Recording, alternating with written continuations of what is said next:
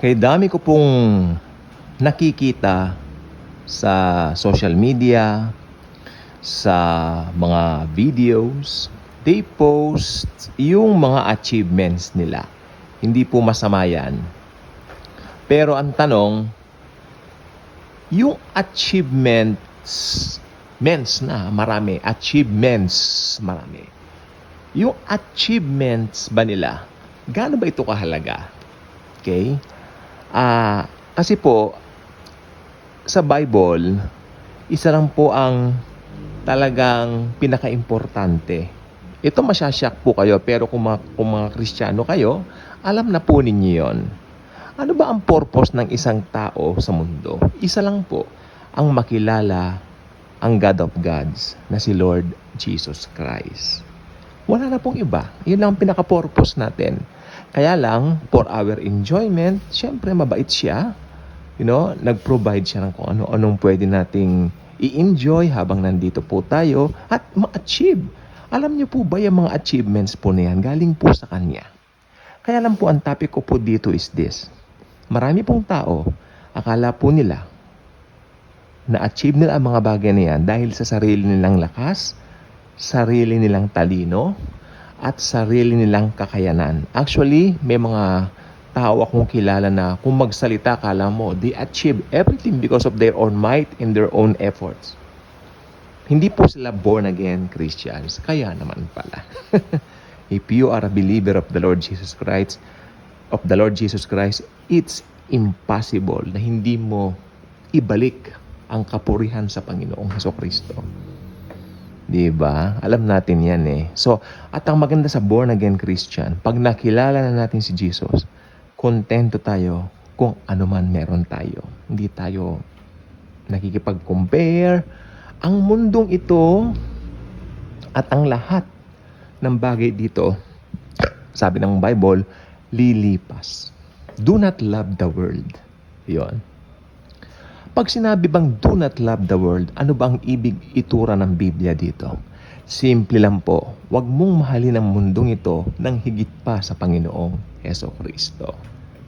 Of course, we cannot love Jesus to the level ng pagmamahal niya sa atin, but ang sinasabi lang ng Panginoong Hesukristo, sa ikabubuti mo, mahalin mo ko, sabi niya. Kasi alam ni Jesus, pag siya ang minahal natin, because alam natin, He first loved us, di ba? Yung katotohanan na minahal at inibig niya tayo ng una kesa doon sa inibig natin siya. Hindi po yun eh. Ang nangyari po, inibig niya tayo at dahil naramdaman natin ang tagos at wagas sa kanyang puso ang pag-ibig niya sa atin, binabalik natin sa kanya yung pag-ibig. Well, makabubuti po yan. May nakalagay din po sa Bible sa Matthew 6:33. Mga Bibles, please. Seek ye first the kingdom of God, and all these things shall be added unto you. Ito na po ang usapan ngayon diyan. Marami pong nagpo-post sa FB, sa YouTube, mga achievements nila kasi matalino sila, nag-aral sila. Actually, natutuwa po ako kanina. I am so blessed when I open my social media. Nakita ko isang 62-year-old nag-take ng bar. Lord, thank you. Masaya yung matanda. Masaya si Lola na napasa po niya ang tinatawag na bar exam. I'm so happy. Okay. Hindi ko lang po alam kung believer po siya ng Panginoong Hesukristo. I hope, opo. Okay. Kasi ito pong turan din eh. Yung mga pinaghirapan ng tao na mga pinagmamalaging achievement na yan, lilipas yan eh. Opo, lilipas po yan. Maya-maya, hindi na uso yan. Maya-maya, yung trabahong yan, mawawala. Alam po ba ninyo kung manunood ka sa YouTube ng mga nakalagay doon eh, yung mga trabahong wala na ngayon? Di ba? Lumipas na lahat ng yan. Samantalang dati pinupuso ng mga tao yan. Okay, magbigay ako ng example. Yung mga sales lady dito po sa Odyssey Record Store, tsaka yung mga Video City, di ba? Dati may mga trabahador doon, maraming nag-a-apply doon kasi malaki ang pasahod daw, ganun. Ngayon wala na yung company na yon, di ba? Pero nung araw, pag nakapasok sila dun sa company na yun, pinagmamalaki nila, hey, nakapasok ako dito sa ganyan. Okay. Kaya naman po, sabi ko, lahat ng bagay dito sa mundo lilipas. Kaya sabi ng Biblia, kung meron kang gustong ipagmalaki mo ang Panginoong Hesukristo. Kung ano yung ginawa niya sa'yo.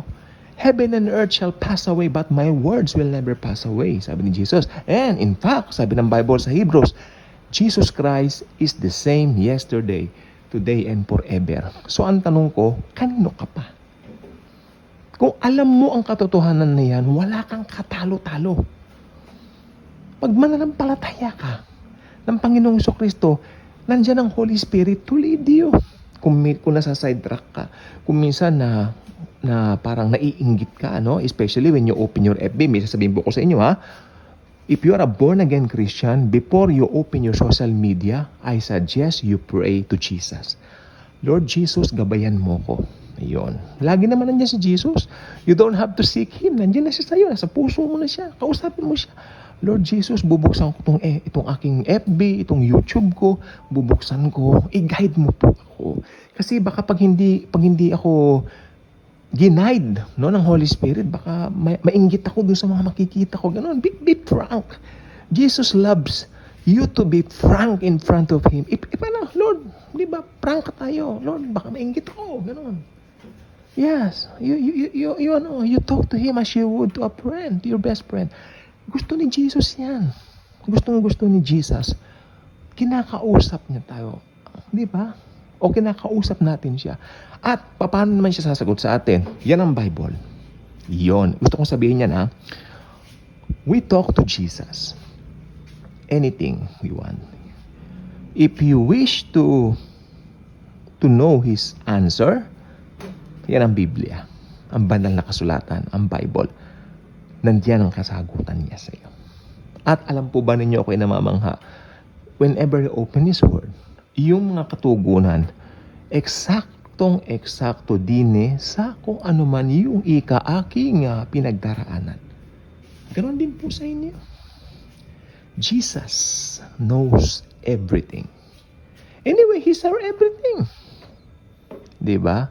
So, since alam na po natin yung mga katotohanan na yan, hindi tayo dapat mainggit sa mga unbelievers na umaasenso. Biblical ba yan? Of course, sabi ng Bible. May isang part doon, sabi niya, huwag mong kainggitan pag umaasenso sila. Pertaining to unbelievers. Pertaining to the non-born-again Christians. Huwag tayong mainggit sa mga hindi born-again Christians. Sapagkat tayong mga born-again Christians, tayo ang apple of the eye ni Jesus. Kaya kung hindi ka pa subscriber dito, I invite you to do so. Click the notification bell, share this video, share the wonderful love of Jesus. Ang greatest achievement ng isang born-again Christian ay ang achievement ni Jesus sa cross. Thank you, and Jesus truly loves us all.